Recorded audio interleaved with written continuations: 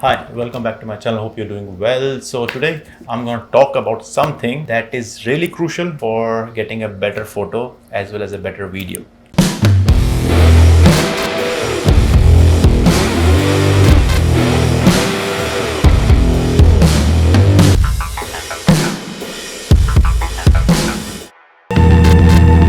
So today we are going to talk about the triangle, the important triangle that you might have heard about: ISO, aperture, and the shutter speed. Let's start with an aperture. What is aperture?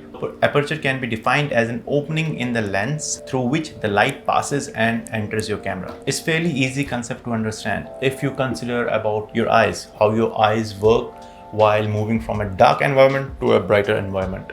So in photography, the pupil of the lens is called aperture. You can increase or decrease this aperture in order to let more or less light into the camera. The aperture is usually expressed in f numbers, like you might have seen on your lens, f, which is also referred as f-stop, f1.8, f2.8 respectively. Aperture f1.8 is responsible for letting more light into the camera, while f22 is responsible for letting less light, because f1.8 or f1.4 is much bigger opening than f20. Aperture is also responsible for the blurry background, that what's going on. It's because my lens is at f1.8, that's why my background is blurry or is not in focus, if you want to go with that. f1.4 will be responsible for a blurry background like this, while f22 will not have any shallow depth of field, or you can say everything will be in focus. Let's talk about the second component of the triangle, that is shutter speed.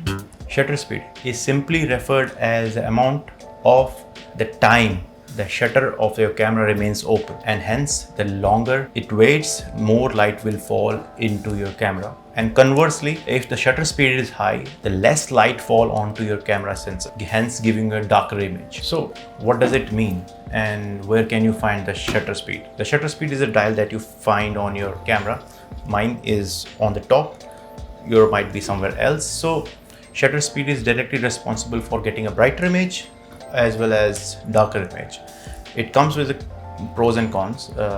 If you have a higher shutter speed, you have a really good chance of getting a still of something that's moving really fast, or likewise, if you have a really low shutter speed, yeah, it will give you a benefit of getting more light, but a slightest movement in your camera or of your subject will produce blurry image. Let's talk about the third point, that is ISO. What is ISO? So ISO is basically the sensitivity of your camera towards the incoming light. Just like shutter speed or aperture, it is directly responsible for getting a darker image or brighter image. But there's a catch. Nobody wants to increase the ISO unless it's absolutely necessary, because ISO does give you a brighter image, but it comes with a negative side, that is introducing grain or noise. The higher the ISO is, the greater the noise is. But it's not always true. Some cameras have better performance in low light. What I mean by better performance in low light is the noise that gets introduced in my camera at above 800 ISO will get introduced in some other camera having a better low light performance in maybe after 3000, 3200, 6400, something like that. After that, let me clear this out. There is no camera that doesn't produce noise if you crank up the ISO. But having a lower ISO is always desirable. If your ISO is really low, there is practically no noise in your image. It's really crucial to know this triangle, because everything, getting a perfect photo or a perfect video, is totally dependent on this triangle. ISO, aperture, and shutter speed, basically they work hand in hand, and with more practice, more shooting, you will get to understand how to use them towards your benefit. Like aperture, if you are taking a photo of a landscape, you can basically crank up the aperture. By cranking up the aperture, you can go up to the aperture f22 or whatever the highest aperture that your lens allows, to get a really clear and get everything in focus. If, let's say, you are taking the photo of a landscape, there's no point of having a shallow depth of field unless you are focusing on or isolating your subject. Other than that, if you want to take a landscape photo, you will probably go with a higher aperture, f8, f22, depending on the lighting condition. Same goes with the shutter speed, but Shutter speed can be used to manipulate a photo. What I mean by manipulation is, let's go with a panning shot. What panning shot means, when you get a moving car or a moving subject will be in focus, but everything will be blurry. How's that achieved? You just increase your aperture to a desirable aperture where you get everything in focus. Let's say for me, let's say about 5 or 6, and decreasing the shutter speed. So shutter speed can be used like that, or shutter speed can be used like you want to get that instant photo with everything frozen in time. So shutter speed can also be used in that manner. But keep in mind, as you increase the shutter speed, that image will get darker. So you will either have to increase the ISO or have to basically open up the aperture. Why open up? You might have to go from f6 to f2.8. Keep in mind, f2.8 will create a shallow depth of field, while f22 or f5, f4, anything above f5, 6, 7 will create a no depth of field basically. Yeah. So that basically comes down to you, how you want to use the photo. So that's a stylistic choice that you can go with. If the aperture is really low, the focusing area will be razor sharp. So it's really hard to focus in onto a moving subject.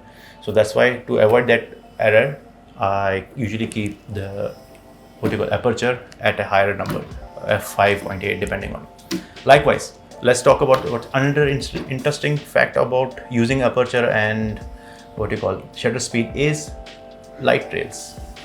If you ever have taken a light trail, first of all, give it a try. It's really good and really fun to do a light trail photography. So in light trails, what you will have to do is, since it's a night time, so you will have to increase the ISO, right?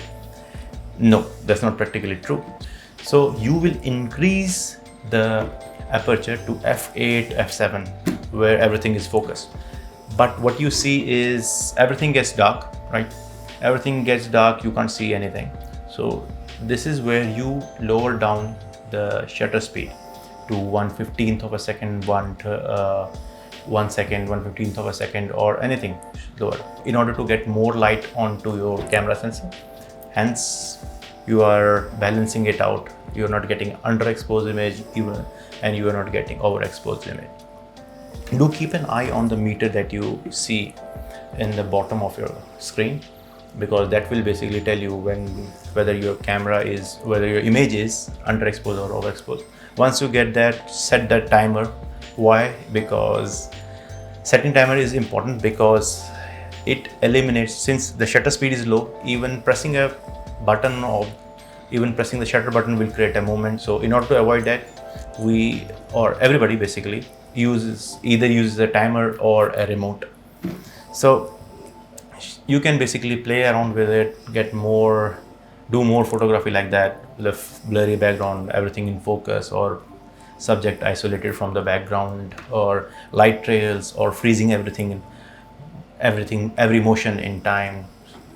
The more you practice, more you will get hang of it. But keep in mind, always try to keep your ISO at the minimum, whatever minimum number is in your camera. Try to keep it over there in order to get a cleaner image. But there will be times when you can't go beyond a certain point, because you want everything in focus. It's the subject that you are trying to shoot is moving, so you want to freeze in time.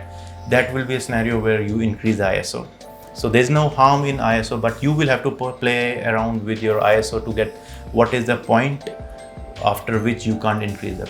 Since you have stayed here till this point, so I will give you a bonus tip. In order to get a sharper image, this is just a rule. Whatever you are shooting, whatever focal length you are shooting in, always try to keep the shutter speed double of that. So let's suppose if I am shooting at 50 mm lens, so in order to get a cleaner image and sharper image, I will try to keep the shutter speed around 1/100th of a second, in order to eliminate any shake that you get or jitter and you get while shooting or pressing the shutter button. So that's a wrap up, and thanks for staying in, tuning in, and I hope you are staying safe over there, wearing mask and taking proper precautions. And I would like to thank all the subscribers that have joined this YouTube channel. Thank you so much. and consider subscribing if you haven't already, and hit the bell icon so that you can get notified whenever I post. And my Instagram handle, if you choose to follow, my Instagram handle should be up here, so give me a follow, because whatever I take the photos of, I post it over there. Thanks for joining in, and stay tuned till the next one. Bye bye.